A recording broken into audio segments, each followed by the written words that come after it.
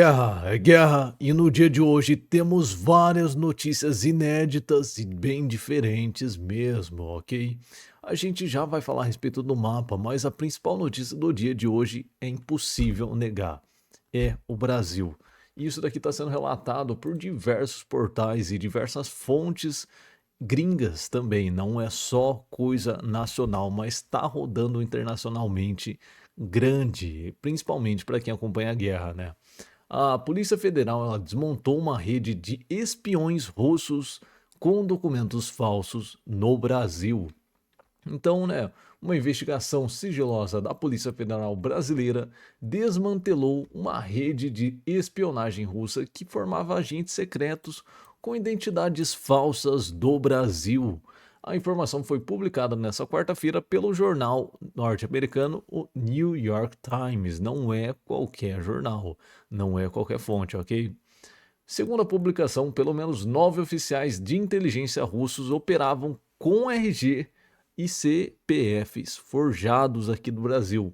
Os espiões aproveitaram brechas nos sistemas de registro civil brasileiro para obter certidões de nascimento com as quais conseguiam outros documentos oficiais, incluindo passaportes. É o país de faz o que você quiser, né? Aqui no Brasil você pode fazer o que você quiser, sendo um gringo e tudo mais. E não é a primeira vez que espiões russos são encontrados aqui no Brasil. Uma hora, organizações internacionais vão dar problema para o Brasil, vão querer caçar o Brasil por conta disso daqui. A investigação nomeada de Operação Leste se iniciou em abril de 2022, quando a CIA alertou as autoridades brasileiras sobre Sergei Cherkassov, um espião que adotava o nome falso de Victor Muller Ferreira. Ele foi barrado ao tentar entrar na Holanda para estagiar no TPI. Perceba, estagiar no Tribunal Penal Internacional. Olha a maldade, né? Enquanto o órgão norte-americano investigava crimes de guerra da Rússia contra a Ucrânia. Então, um dos agentes russos também era um Artem Khimerev, que vivia no Rio de Janeiro sob a identidade de Gerard Daniel Campos Widet. Ele administrava uma empresa de impressão 3D e mantinha um relacionamento com uma brasileira. Isso foi no dia de hoje, perfeito? Outros espiões identificados incluem presumido joalheiro, um pesquisador e uma modelo. Tudo no dia de hoje. A operação russa não visava espionar o Brasil, mas usar o país como plataforma para criar identidades confiáveis que permitissem aos agentes atuarem posteriormente nos Estados Unidos, na Europa e Oriente Médio. Depois da invasão da Ucrânia pela Rússia, em 2022, os serviços de inteligência ocidentais intensificaram a cooperação global contra os espiões russos. Isso daqui não é a primeira vez, não é a segunda vez, não é a terceira vez que isso daí acontece no Brasil.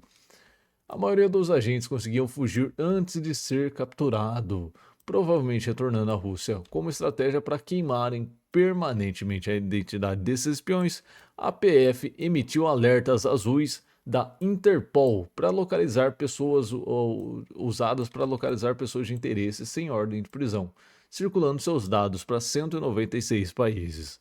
Apenas Cherkassov permanece no Brasil e preso, condenado por falsificação de documentos, com pena reduzida para 5 anos.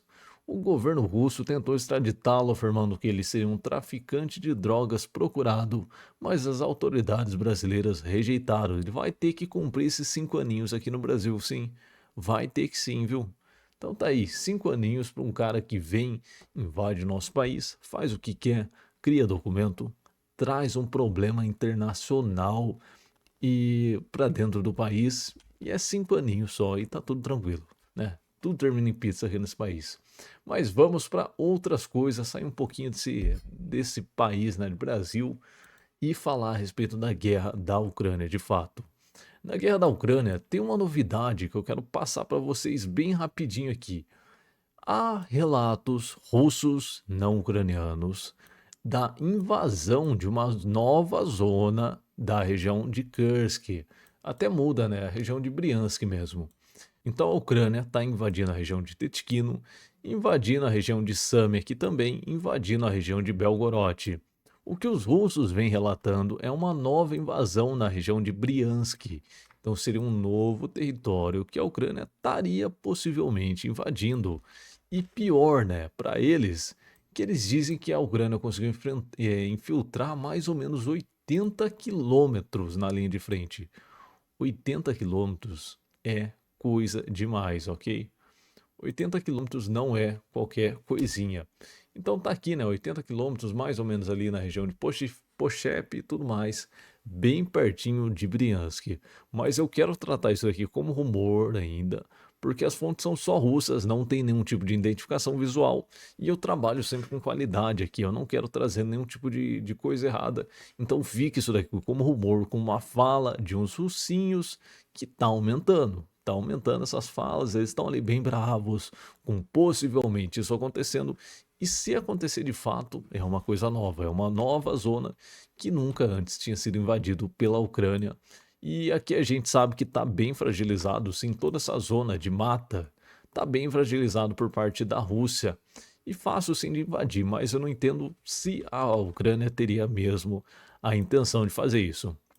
Então fica aí, esperemos, veremos mais notícias, mas talvez esse vídeo aqui seja o último que eu faço aqui, né, a respeito desses mapas. E no final do vídeo eu vou explicar o porquê, ok? Então fica aí comigo até o final que você vai entender. E aí depois vai vir um desavisado ou outro aí que vai perguntar, nossa, o que aconteceu? No final do vídeo eu vou explicar, perfeito? E aí também temos novidades também, né, na região aqui de Toretsk. Nada muito bom, né, para a Ucrânia, nada muito significativo. Mas daí antes da gente falar a respeito dessa zona aqui que envolve a região de Pokrovsk e Toretsk, a gente vai falar a respeito desse carinha aqui, o Donald Trump. Como resultado da minha conversa com Putin, houve um progresso significativo na resolução da guerra da Ucrânia. Você não entendeu errado, você não entendeu errado. Trump falou que teve um progresso por conta da conversa com Putin, né? Então, isso daí aconteceu antes de ontem. Já se resolveu a guerra da Ucrânia. Vocês conseguem perceber isso daqui? Já se resolveu. Acabou a guerra da Ucrânia, já se passaram aquelas 24 horas e tá tudo bem. E aí ele dá uma brincada aqui, né? O comentarista fala, né, a respeito do progresso, está ali, né, no salão oval, brincando com uma esquizofrenia que talvez o Donald Trump esteja enfrentando atualmente. Eu quero perguntar para vocês aí, vocês viram algum tipo de progresso andando por aí? Vocês viram algum progresso aí andando, né, no meio da sala aí, no meio dessa guerra da Ucrânia? Porque parece que o progresso ele é uma coisa que não é alguma coisa abstrata que não existe de fato. É alguma coisa que o Donald Trump criou, uma nova palavra que o Donald Trump criou, porque progresso mesmo, não tem nada. Nada de novo aconteceu na guerra da Ucrânia, né? O que acontece aqui, ó, Zelensky indiciou um homem, né, a Polônia indiciou um homem acusado de planejar ajudar o serviço da inteligência estrangeira russa a preparar uma possível tentativa de eliminar o presidente da Ucrânia nessa terça-feira. Então, o que aconteceu é isso, a guerra continua acontecendo, as pessoas ainda querem, né, a cabeça do líder, as pessoas, especificamente a Rússia, né, que é a cabeça do líder Zelensky. Que progresso é esse? Que cessar-fogo é esse? Que programa de paz é esse que os Estados Unidos está pregando, né? O homem identificado aí como Powell K foi preso em abril de 2024 após a cooperação entre promotores poloneses e ucranianos e pode pegar até 8 anos de prisão. Talvez, né? Talvez deveria ser um pouquinho mais de 8 anos, né? Atentar contra a vida de alguém que está ainda lutando pelo país e o país em guerra, talvez deveria ser um pouquinho mais que 8 anos. Mas tudo bem, tá na Constituição e tem que ser respeitado, ok? Então vamos para mais notícias no dia de hoje. Ontem eu não acabei passando. Isso daqui foi os drones que atacaram ontem naquela região. Novamente mostrando aquilo que eu falo para vocês sempre. É, há sempre um ataque ucraniano, começando na borda, né, no oeste da Crimeia. Posteriormente, ele pula aqui, né, para o centro da Crimeia e posteriormente ele vai para o leste da Crimeia, abrangindo aqui o Mar Negro e tudo mais. O que aconteceu hoje? Veja aqui, ó, o que aconteceu hoje. Essa quantidade de drones veio para adentrar a Rússia, né, e outras regiões são ocupadas pela Rússia. Novamente, aqui é uma segunda rodada de teste, provavelmente é uma segunda rodada de teste por parte dos ucranianos, entender aonde está cada defesa, defesa antiaérea e tudo mais. Ali na região de Briansk já é um território bem conhecido que eu venho falando para vocês, senhores e senhoras, há muito tempo que eu venho falando isso daqui. Essa região é a mais fragilizada e a gente já vai mostrar no mapa já. Então, teve um ataque bem grande mesmo. Tá tendo ataque até o presente momento que estou gravando esse vídeo dentro do território de Moscou, dentro da capital. Parece que aquelas forças aéreas, né, aquelas defesas antiaéreas que tinha ali, já não está servindo para muita coisa, não é mesmo? E aí tivemos outro ataque grande buscando resultado aqui. Então tá acontecendo, ó, um movimento de desgaste, né, de fazer, né, uma pressão bem grande nos sistemas de defesa antiaéreos que estão lá na região de Moscou. E aqui no meio, mais testes para descobrir aonde que está o restante das defesas antiaéreas. Qual que é o lençol, né, que está cobrindo? O lençol ele é curto. Você puxa de um lado, o outro lado fica descoberto. Então eles estão tentando entender aqui a Ucrânia qual que é o lençol, qual que é o tamanho desse lençol novamente conforme vai rolando mudanças. Então vamos para o mapa aqui para a gente entender sobre o que a gente está falando. Fica aqui ó, nessa região de Briansk, que é justamente onde os russos falaram que a Ucrânia invadiu. Essa zona de mata, ela está extremamente fragilizada, né? Por conta da destruição que teve de defesas antiaéreas nessa localidade há bastante tempo. Toda vez que os russinhos vêm, coloca o sistema antiaéreo aí, eles acabam sendo destruídos, perfeito? Então isso daqui é uma coisa comum já, é uma rota bem comum que o exército ucraniano vem utilizando e eu venho falando para vocês. E aqui temos aquilo lá, aquela informação que eu já trouxe aqui no canal, né? Todas as defesas antiaéreas que estavam presentes no dia 9 de maio dentro da Rússia, tudo com informações e link, tudo geolocalizado, tudo certinho, com fotos e comprovações para os senhores verificarem aí, né? Enfim, vocês sabem, mas atualmente essas coisas já mudaram.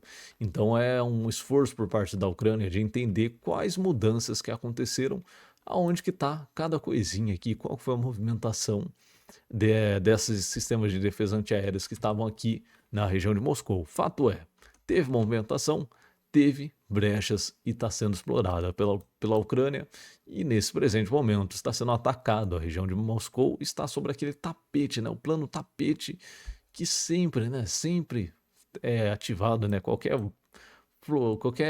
abelhinha ali que voa, né, na região de Moscou já é plano tapete, já vamos tapar tudo, só que não funcionou.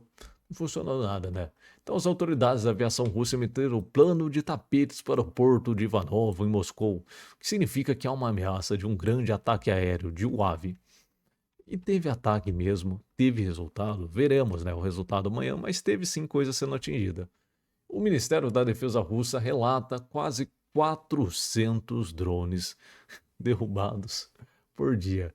Então, 400 drones derrubados aí no dia de hoje por parte da Rússia, tá? É isso daí, 400 drones, 3 ET, mais ou menos 5 bolas que estavam voando ali também. A Ucrânia acabou chutando bola ali, eles já derrubaram tudo também. Então, 400 drones aí derrubados no dia de hoje, 7 caças, 3 planetas e tudo mais que a Ucrânia a Rússia derruba mesmo. A Rússia tem um sistema S-7000 de defesa antiaérea lá que, cara, qualquer coisa derruba. Então os ataques com drones começou ontem, afetou a região de Oriol, Briansk, Kursk, Vladimir, Ryazan, Belgorod e tudo mais. Várias regiões aí que está mostrando já no mapa e já foi identificado naquele mapa que eu acabei de te mostrar. Perfeito? Sobre as outras notícias, né? A Finlândia fornecerá para a Ucrânia projéteis de artilharia no valor de 90 milhões de euros, de acordo com o Ministério da Defesa do país, né? Do país da Finlândia. E mais notícias a respeito disso no dia de hoje, né? Temos aí, né, as sanções que foram aprovadas pela União Europeia. É, e novamente, né? Isso daí é o 17º pacote de sanções junto com as sanções do Reino Unido e tudo mais, para evitar aquela petróleo russo de entrar na União Europeia. Enfim, pelo menos é uma coisa assim que foi cumprida. Isso daqui, ó, por exemplo, esse pacote aqui, A gente não sabe quando que ele vai chegar. Tem pacotes que foram prometidos para a Ucrânia desde 2023 e nunca chegaram. Fique bem claro isso. Então, isso daqui é uma promessa, né? Isso daqui é o cumprimento dela. Então, quando o país ele quer mesmo, de fato, em uma semana ele anuncia uma sanção, na outra semana ele aprova essa sanção. Então, a gente tem que tomar cuidado a respeito com notícias assim de, ó, foi anunciado que vai chegar e acompanhar quando que vai chegar de fato. Aqui, sanções confirmadas já por parte da União Europeia. Ele fala que a Callas, né, ela fala sobre a introdução dessas novas sanções e tudo mais. Precisamos de todos a bordo, precisamos dos Estados Unidos também. Eles estão trabalhando em sanções contra a Rússia se a Rússia não concordar. E aí o Donald Trump ele já fala outra coisa. E vimos claramente a partir da chamada de ontem que eles não concordaram. E claro, somos democracias, leva tempo, é difícil, está se tornando mais difícil, mas não acho que temos escolhas. Democracia, não é mesmo? E burocracia também andam junto. E é uma coisa que a China não enfrenta, é uma coisa que a Ucrânia, que a Rússia, né, não enfrenta, uma coisa que a Coreia do Norte não enfrenta. Então, a partir do momento que eles querem fazer uma coisa, os inimigos vão lá e fazem. Enquanto isso, a União Europeia tem problemas que, né, burocráticos. Então, né, o Zelensky ele fala aqui, né, a respeito do novo pacote de sanções da União Europeia, já é o 17º, é um passo em direção certa, ele tem que agradecer, né? O que sobra para o Zelensky é agradecer, né? Também a decisão da Grã-Bretanha sobre sanções e tudo mais. Então tivemos 17 sanções já desde o início da guerra por parte da União Europeia, tivemos mais sanções também por parte dos Estados Unidos e tudo mais, mas a guerra continua e não resolveu ainda até o presente momento. O desgaste ele acontece. A gente vai falar a respeito disso nos próximos vídeos.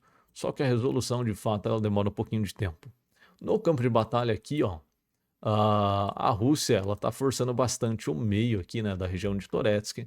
Ela encontrou alguma brecha aqui que nem eu consegui achar exatamente nessa região, né, de Nova Poltava.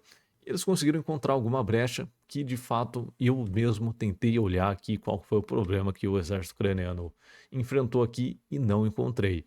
Só que eles fizeram avanços, ganhos bem grandes, sim, e agora está um pouquinho mais parado, né? Mas há uma tendência ainda de lateralização desses territórios. A Ucrânia vem fazendo, né, um recuo e garantindo e consolidando outros tipos de posições mais para cá.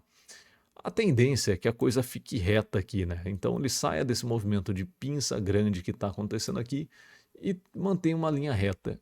Manter uma linha reta é importante para o exército ucraniano, só que perderia bastante território. E novamente a gente está falando de meses para isso se concretizar. Veremos o que vai acontecer. A Ucrânia ainda mantém posições bem avantajadas ainda, né? Nessa região do meio, só que ela está sendo estrangulada pelo exército o russo, né?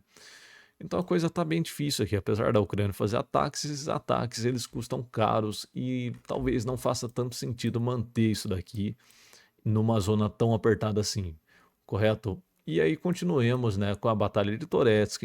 É aquilo que eu falo, por isso que eu falo que eu acho que chegará ao fim, né, essa Batalha de Toretsk, assim como a Batalha de Bakhmut aconteceu e as batalhas têm fim mesmo. As batalhas têm mudanças e ela acaba travando posteriormente em outros locais, como aconteceu aqui em Charciviar. Acaba se transformando numa linha reta, né, numa frente de batalha reta, e vai travar. Agora vai saber aonde a região de Toretsk vai travar, não é mesmo? Talvez um Kostia, talvez não, porque aqui existe uma chance, né, do exército russo fazer avanços aqui, né, em duas pontas diferentes, e aí é preocupante mesmo. Perfeito, vamos para mais notícias do dia na região ali da região de Kherson. Nós tivemos um ataque por parte do exército ucraniano no pessoalzinho que estava aqui, ó, fazendo treinamento de barco e tudo mais. Eu acho que aqui eu não posso mostrar, né? Mas eles vão lá e dão um abraço com uma bomba de Hammer, né? Bomba Hammer, fornecida aí por aliados e tudo mais. E tá chegando mais, isso que é importante, tá chegando mais, inclusive com a ajuda dos Estados Unidos. Então fica ali, ó, na região baixa aqui da Ucrânia, na região do sul da Ucrânia, na região de Kherson. Então o exército russo ele vem operando desse lado aqui, tentou fazer algum tipo de operação, foi atingido provavelmente por aqui. Perfeito? Então não posso mostrar mais o vídeo, infelizmente, muita explosão, o YouTube não gosta. E aqui na região de Pokrovsk tem essa imagem rolando, falei a respeito dessa região ontem, só que por conta das fake news é importante eu trazer ela de novo, né? É, o exército russo, ele falou que ele já entrou, né, na região atravessou a região de Troitsk e já atravessou o Oblast também, né?